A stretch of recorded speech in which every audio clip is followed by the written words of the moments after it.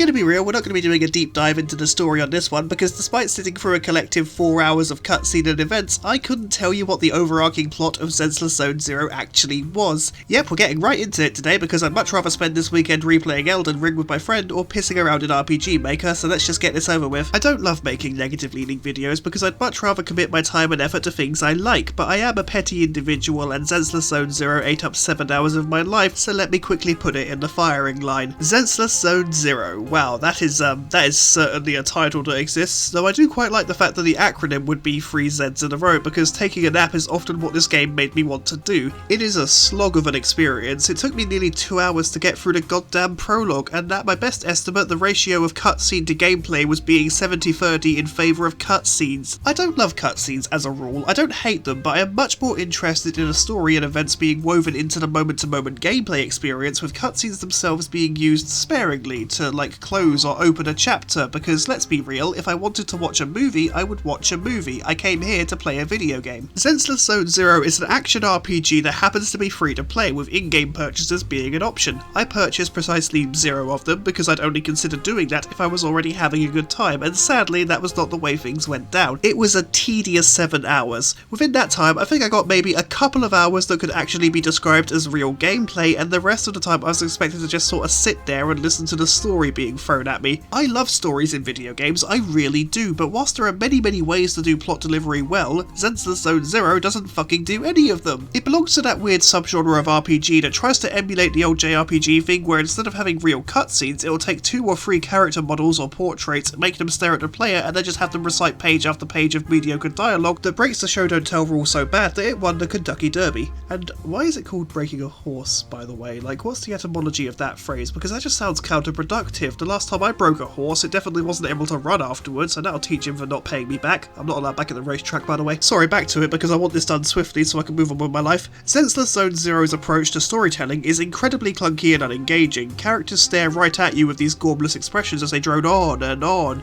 If you like this approach, that's fine, that's completely fine. I just personally find it to be lazy and regressive. I think at best I've come away with about a 10% understanding of the overall events, because after a while I just sort of zoned out. I accept that this is largely a me issue, I just don't absorb story when it's presented to me like this. The story I understood is that we're playing as Phaeton, a brother-sister proxy duo who guide teams of raiders through these things called hollows, distorted regions of time and space that open and close and cause havoc for the city of New Urdu. Obviously most sensible people will avoid these things, but some folks get stuck or lose their items within a hollow, so they contact teams of these raiders to go in and sort shit out. It's dangerous work, as the air inside a hollow is thick with stuff that turns people into monsters, so the raiders have to do combat quite a lot and have a very high endurance to the ether? I think it was called the ether. But due to the ever-shifting nature of the space within a hollow, the team inside needs someone on the outside to map out their route. Honestly, I think it's a cool setup. When the game does gameplay, it's actually alright. It's split between this exploration mode, where we use these monitors to guide our team through the hollow, and a combat mode where we do third-person hack and slash stuff, which isn't groundbreaking at all, but it's not bad. I quite like this combination of elements. I really enjoy the logistic feeling of the exploration side of things, mostly because I find something so oddly satisfying about moving between these monitors with all the noises it makes and the little graphical flourishes when we move down to different levels. And the combat, it's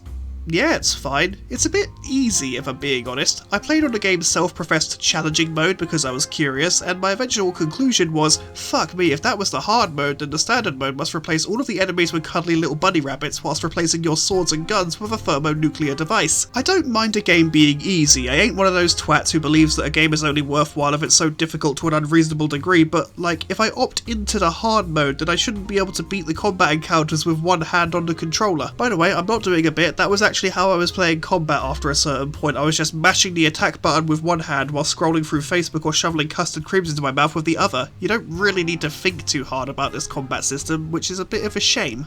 Honestly, this challenging mode feels like an easy mode, like what I would expect the default difficulty setting to be, because enemies really don't attack all that often. Most of the time they just stand around like they're movie bad guys waiting for their time to shine. The damage dealt by most enemies is so minor that you won't even notice it half the time. I certainly didn't. I struggled precisely once, and that was only because the game engineered a situation where I would struggle unless I engaged with another system that it was setting up. Before you explore a holo, you can choose up to 3 agents who go with you on your little journey, who you'll use in combat, but they don't level up on their own. Instead, what you have to do is, after the mission, you go into this menu and press the button to level up using some of these resources here, which, you know, it's not terrible. I mean, that's kind of what From Software games do. They have the same shtick where you don't level up, you know, just by doing things, you level up because you go to the menu and press the level up button. However, this game does that free-to-play thing where each member of your team has a maximum level which can be increased through promotion, which means using some of the materials you found in a battle to increase their level cap, and I gotta be real, this system just feels really arbitrary to me, and it always has. It's just a means of adding unnecessary logistical steps to artificially restrict your capabilities. Don't get me wrong, that's basically just what leveling up is in the first place, but I will argue that it has survived as a mechanic for as long as it has because it's the best system that a lot of games have to help the player grow over time. And sometimes there's just something satisfying about seeing a level up bar fill. It can be weirdly enjoyable on its own. The promotion shit isn't adding anything of meaning, it's just a developer being a bit of a dick. Maybe it's because in the long run they want to sell promotion materials, but I won't be there to find out because after 7 hours I am over halfway through the first chapter, and oh my fucking titan, this game is so long I truly cannot be arsed. Very early on I realised I wasn't having fun with this, but I had already invested some time into it, so I just sort of kept going hoping it would get better, and at hour 7 I'm still bored and I really can't justify going any further. Maybe if the story was told in a less shit way, then I'd be all for it. Hell, at this point I would welcome cutscenes, like real cutscenes, which I know the game knows how to do because it's done a couple. Like this one at the opening where these holo raiders are legging it through a building. It's fantastic. Look at the movement of these characters and the energy of the situation. It's wonderful. I wouldn't be that mad if the game included a lot of cutscenes in this sort of energy, but no, instead we got these. Worst of all, the game doesn't even always put this level of effort in, like sometimes it's expecting us to read these big boxes of dialogue instead because apparently the voice acting budget just wasn't as good as they wanted it to be. I can't dig this inconsistency. Years ago, teenage me was uber obsessed with a game called Mugen Souls, a little JRPG thing that had the same cutscenes set up. Please keep in mind that this was before I developed taste, but even back then I hated how arbitrarily some of the cutscenes would be voice acted. Some were fully voiced, but others at random intervals just weren't, and it feels so jarring to go from one to another. Legitimately, when I first had the game, I thought there was something wrong with it, like there was a bug or something, but no, that was an intentional design choice. But like, that's worse. You get how that's worse, right, game? Again, I offer no hate to anyone who can genuinely get along with this, but I personally need consistency in my narrative delivery, and this just isn't that. Although in hindsight, everything the game does is boring, so I guess consistency isn't technically a problem. On the subject of story, the characters that we get to spend time with run the whole spectrum of forgettable to boring to, yeah, actually kind of okay. My favourite character was Billy Kid. Lazy name aside, he's a gun-slinging robot boy who's hyper-obsessed with an old TV show and has this energy to him. He's kind of a lot, but like, he's really fun and I actually quite liked him, although it is odd that his jaw moves when he talks because no other character in this game has that effect and he doesn't even have a mouth. But in general, I do like his design. I think there's a lot of character on display here, which is fantastic. On the other end of the spectrum, the most forgettable character was Wise, whose name I legitimately wrote down as Will in the several drafts of this script that I made because I forgot that that wasn't his name. Clearly he's a focused effort on the part of the developer to make the character equivalent of White Noise. He is the most generic looking guy with such a silly sounding name. Like, I frequently forgot who he was to the point where every time this bland little man showed up in a cutscene there was a 50% chance I'd be like, wait, who's this now? If he was a background character then I wouldn't have minded, but he's the brother part of our brother-sister protagonist duo. I am so glad that I chose to play as Belle and not Wise because between the two she has, like, slightly more of a personality.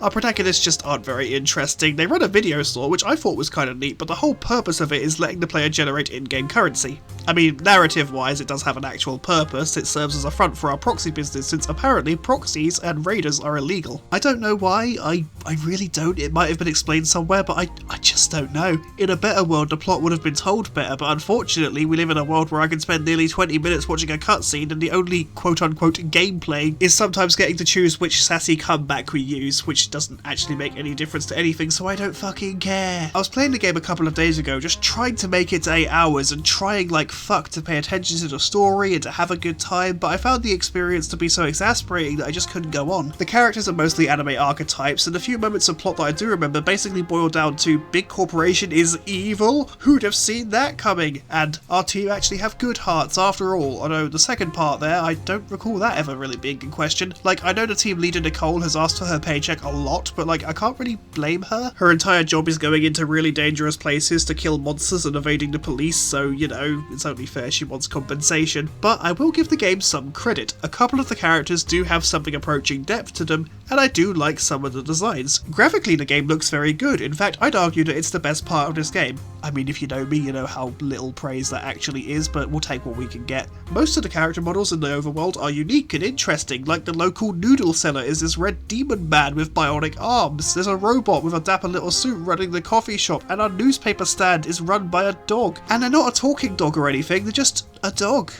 Just a fluffy doggo. Who's a good pupper? And there are these bamboo things all over the place which are adorable. They're used by proxies to guide people through hollows, but they also just seem to be little mechanical residents of this society. They're so cute, look at them. These were definitely designed to be merchandise. The overworld street that we can visit between missions is richly detailed. It's full of cats that you can take photos of and people you can talk to, and it's just, look at it, it's such a nice area to explore. It would be even better if it wasn't suffering from an invisible wall pandemic. Honestly, invisible walls should be the last resort to keep a player on track because they're so immersion breaking. But then again, I was never actually immersed playing this game, so I guess it's a moot point. Some cutscenes use these manga-esque panels which actually look really nice, and if all the cutscenes had been made like this, I might have been able to pay attention. This game commits the worst sin that any piece of entertainment media can. It's boring. It does have some brief moments where things show a glimpse of potential, but it's quickly torn down by the clunky dialogue and the fact that the moment-to-moment experience feels like it could care less if there was a player on the other end. I want to stress for the newbies and for the people with short-term memory that I love story-rich games. I adore a good RPG with hours of story to sink my teeth into. I love conversing with characters and digging deep to learn as much lore about the world as I can, but Zenless Zone Zero isn't story-rich, it's story-heavy. It's story-bloated even, so much so that the actually alright gameplay sections feel like a tacked on afterthought. What really doesn't help is that I don't feel like I'm a participant in the story, I feel like an audience member. I'm not exploring the world of Zenless Zone Zero and fighting for my life against nightmare creatures. Instead, I'm watching a bunch of high school kids put on a play about it, but half the cast didn't learn their lines, the other half forgot the stage directions, and there's one annoying cat girl who's only here because of the writer's barely disguised fetish. So to close this review, I won't be recommending this one. I know it's free to play, but I still feel like I was ripped off. I might not have spent any money, but I did spend time here, and you know what? That time was wasted. I'm not getting those hours back. And that's all I've got, so thanks for being here. I will try harder on the next video, I promise. I will also be open to recommendations for what my next video should be on, because it's summer, and the PlayStation Store in summertime is woeful. So yeah, let me know if you have any ideas. Take it easy, my loves. Eat some food today. Put your laundry away. Like, really put it away. Don't just put it on your bed. I'll know. I'm everywhere. And we'll see you next time.